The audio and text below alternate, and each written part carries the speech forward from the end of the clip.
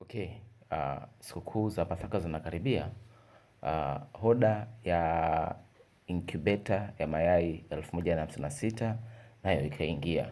Ikabidi nipange timu yangu vizuri kuhakikisha hii oda inatoka mapema, isitoshe na kipindi hiki cha mvua tunahakikisha kwamba kazi zinatakiwa zitoke mapema na kwa wakati ambao tumehaidi. Basi tukaingia moja kwa moja kazini. Kumbuka ni tarehe 2 na mashine inatakiwa tarehe 8 imeondoka kuelekea kule Morogoro Mlimba. Basi nikaipanga timu yangu. Timu yangu kuna Petro na kuna Yuda.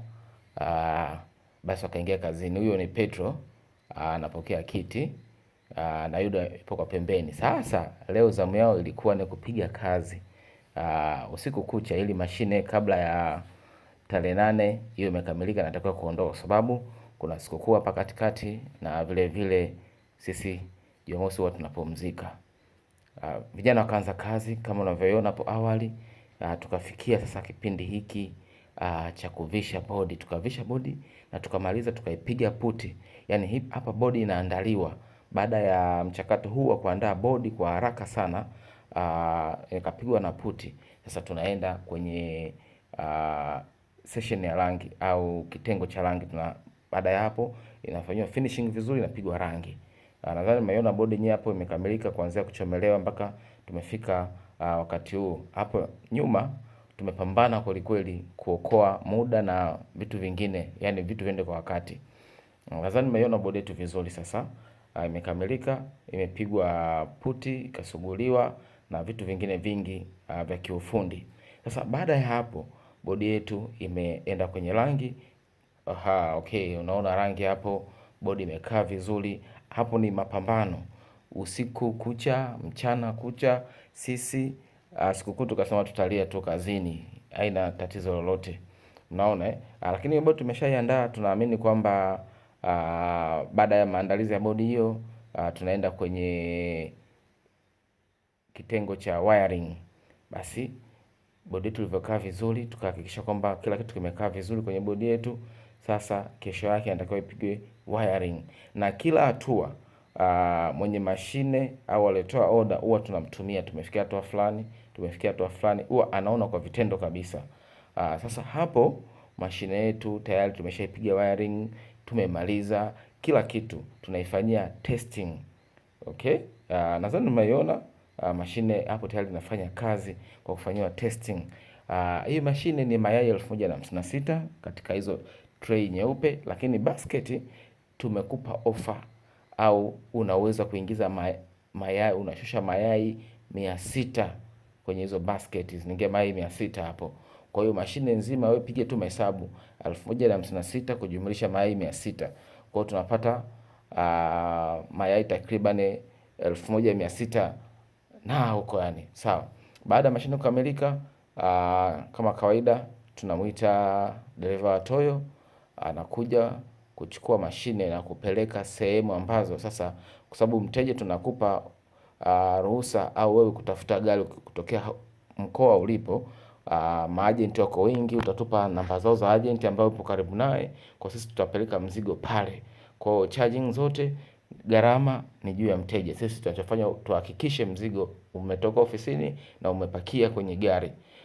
Mnaona hapo, tunapakia mzigo na ambao tunafanyika na turubai, kwa sababu kipindi hiki ni kipindi cha mvua na mnajua kabisa mvua zinanyesha kweli kweli sasa hivi Dar es Salaam.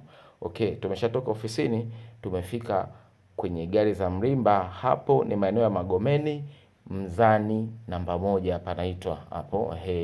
Wanapakia huo mzigo, mzigo unapakiliwa kwenye hiyo fuso. Ukielekea wapi? Morogoro Mlimba. Popote pale Tanzania, mzigo wetu au incubator zetu au bidhaa zetu zozote, kwa sababu sisi tuna design mashine za aina mbalimbali. Mashine zote za kilimo ukitaka tunakudesignia. Yoyote ile unayotaka wewe, sisi tutakudesignia na tutakufikishia popote pale ulipo.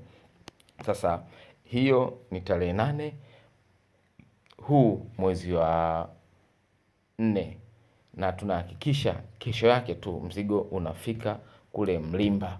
Unaona hapo wapakiaji wanapakia mzigo vizuri kabisa, na hatimaye baada ya kumaliza kupakia mzigo sisi tunatoa taarifa kwamba mzigo tumeshapakia, usubiri tu kufika eneo husika. Okay. Baada ya zoezi la kupakia mzigo, sisi na pia tunarudi wapi? Ofisini, na inakuwa ndo sasa tunaanza mawasiliano kati ya mteja mwenye gari na sisi, tujue mzigo wetu umefika sehemu gani, na pia utakapofika mzigo huko, mteja naye anatuambia bwana, mzigo umefika salama. Kama kuna shida yote tunatoa maelekezo pale, mzigo unatestiwa. Baada ya kutestiwa, basi kazi inaanza. Sasa kama hapo unaona mzigo umeshafika, hapo ni Mlimba tayari, mzigo umeshafika. Kutokana na production za kwenye magari, basi tunaambia toa tray, tuweke vizuri, tuangalie kama kuna kitu chochote kimekaa vibaya, kwa sababu huo ni usafiri. Unaona hapo sister ambaye ameagiza huu mzigo yupo kule Mlimba. Sister yupo katika shule kule Mlimba. Tukamwambia tafute mtu ili tuangalie mashine, je, labda imepata shock yote, na kamuita mtu hapo, tukaangalia mashine ikaa katika hali nzuri, na hapo imetestiwa mashine, zidi kuikagua mashine, na mwisho wa siku sasa tunaruhusu mashine ianze kufanya kazi. Kwa maelekezo yote ya mashine huwa yanatoka kwetu, unaona. Kwa baada ya kuikagua mashine vizuri, basi tukamwambia sister kwamba mashine iko vizuri, na kabla hujapanga mayai tutakupa maelekezo nini ufanye ili mashine ilete product nzuri au matunda mazuri, unaona.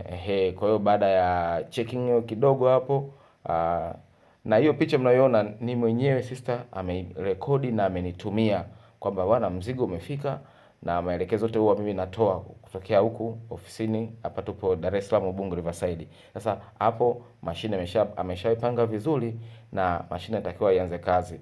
Okay, karibuni sana Wilson Machine Expert.